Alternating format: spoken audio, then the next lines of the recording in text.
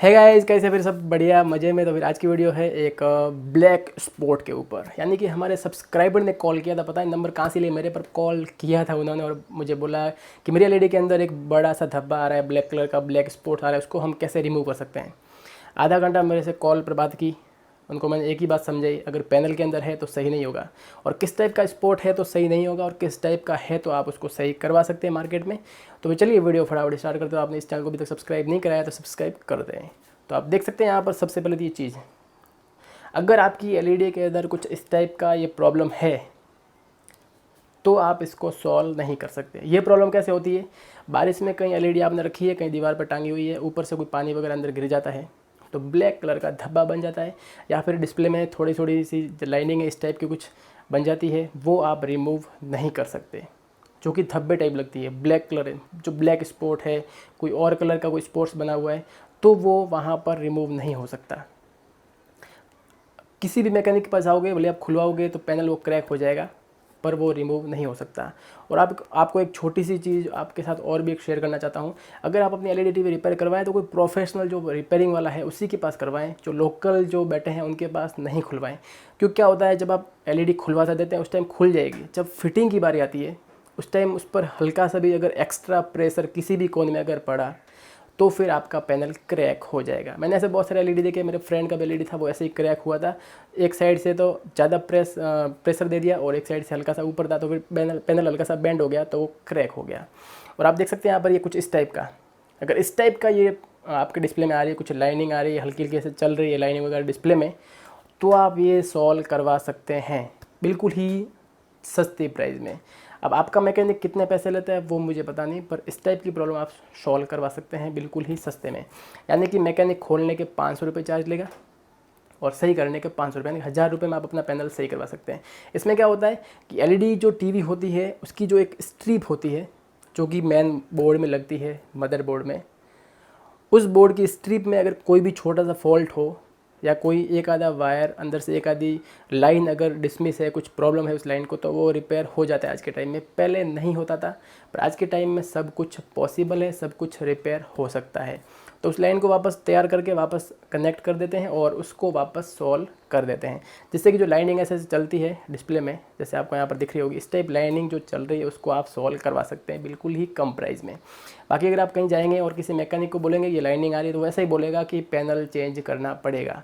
पर आपको यही बोल दूँ कि पैनल की दिक्कत नहीं है, आप उसकी स्ट्रिप रिपेयर करवाइए तो ही आप सॉल्व करवा सकते हैं।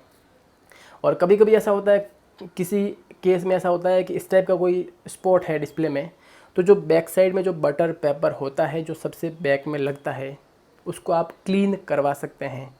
वो पेपर अच्छे से क्लीन होने के बाद भी वहाँ पर स्पॉट्स चले जाएंगे।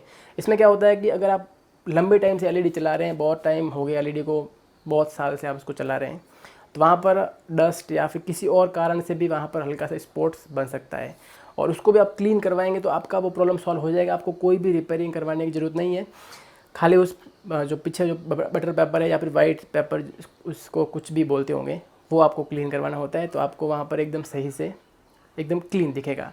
जैसे कि आपने देखा होगा जो हमारा प्रोजेक्टर होता है, जब उसका हम रिफ्लेक्शन किसी पर्दे पर देखते हैं तो पर्दा हमें बिल्कुल ही वाइट चाहिए। अगर वहाँ धब्बा होगा तो हमें वहाँ पर धब्बा भी दिखेगा। तो वही चीज़ है, वही पर्दा है जो एलईडी के अंदर लगा हुआ है, उसी पर रिफ्लेक्शन आता है, हमें डिस्प्ले में दिखता है। अगर डिस्प्ले के पीछे अगर वाइट पर्दा है, वाइट पेपर है, वाइट शीट है, तो हमें वो सारा सब्जेक्ट दिखेगा, मूवी दिखेगी। अगर पीछे से वाइट हटा देंगे तो हमें खाली ब्लैक ब्लैक दिखेगा और हल्का फुल्का आपको कलर दिखेगा, बाकी कुछ भी दिखने वाला नहीं है। तो छोटा सा मेथड था, छोटा सा फंडा था जो लोगों के दिमाग में नहीं घुस रहा है कि किस टाइप से हम एलईडी को रिपेयर करवाएं। आप कहीं से भी घूमेंगे पर आएंगे वहीं पर, कोई कम में करके दे देगा, कोई सस्ते में करेगा, कोई आपको लूट लेगा, पैनल के पैसे पूरे खर्च करवाएगा, पूरा पैनल डाल के देगा, और पैनल डालने के बाद भी एलईडी सक्सेस नहीं होगी। मैं आपको लिख के दे देता हूँ, क्योंकि एक बार एलईडी टीवी पूरी खुलने के बाद, पैनल डालने के बाद वो एलईडी वहाँ पर लॉन्ग लाइफ नहीं चलने वाली। तो इसीलिए बोल रहा हूँ, पैनल में फालतू पैसे इन्वेस्ट मत कीजिए, सही जगह दिमाग लगाइए और जो खर्चा है वो ही रिपेयर करवाइए। अगर आपको लग रहा है आपने एलईडी ले ली है, एक किसी और फ्रेंड ने मुझे कॉल किया था, कोई सब्सक्राइबर ने, उनके 65 इंच का एलईडी था, उसका डिस्प्ले यानी कि ख़राब था उसका पैनल। अब सोनी का 65 इंच का पैनल अगर लेने जाएंगे तो कम से कम 25 से 30,000 का जो पैनल आता है। तो आप सोचिए 30,000 का अगर पैनल उसमें डलवाएं तो उससे तो अच्छा ये है कि कोई TCL या फिर किसी और ब्रांड का हम LED परचेज कर लें। तो उससे फ़ायदा ये होगा कि कम से कम हमारे पैसे भी बचेंगे, नई चीज़ आएगी, वारंटी भी आएगी और कुछ और उसमें टेक्नोलॉजी इम्प्रूव होगी, स्मार्ट फीचर्स मिलेंगे, कुछ एडवांस फीचर्स भी आपको मिलेंगे जैसे वॉइस कमांड वाला, गूगल असिस्टेंट, एलेक्सा वाला, इस टाइप के फीचर्स आपको प्लस मिलेंगे। अगर छोटा सा LED है जैसे कि 24 इंच का तो उसको आप रिपेयर मत करवाइए, रिप्लेस करके दूसरा ले लीजिए। 32 भी है, पैनल अगर गया है तो आप पैनल मत डलवाइए। बोर्ड की प्रॉब्लम है तो आप रिपेयर करवा सकते हैं, बैकलाइट डलवा सकते हैं। बाकी पैनल तो मैं सोच रहा हूँ कि आई थिंक मेरे हिसाब से तो किसी भी LED में पैनल डलवाना एक तरीके से मतलब वेस्ट ऑफ मनी है, क्योंकि लॉन्ग लाइफ चलेगा नहीं। पैनल के 5-10 हज़ार रुपये खर्च करने के बाद भी आपको LED नया लेना पड़ेगा। इससे बेटर है कि आप पहले से LED नया लीजिए। तो छोटी सी इन्फॉर्मेटिव वीडियो थी। अगर वीडियो अच्छी लगे तो लाइक करें, शेयर करें, सब्सक्राइब करें। बार बार बोलने की ज़रूरत नहीं है। अगर अच्छा नहीं लगे तो डिसलाइक तो ज़रूर करें। तो मिलते हैं नेक्स्ट वीडियो में। Bye bye.